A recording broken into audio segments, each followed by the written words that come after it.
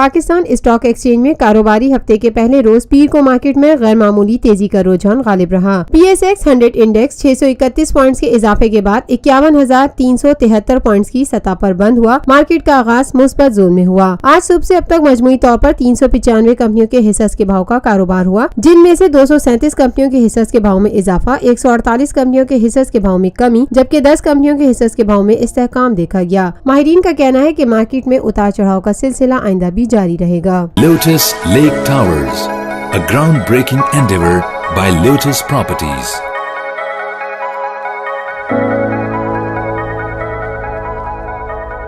ملکی، بین الاقوامی، سماجی، سیاسی، تجارتی، ثقافتی، تفریحی، معلوماتی اور کھیلوں سے جڑی ہر چھوٹی بڑی خبر کا مرکز TNN TV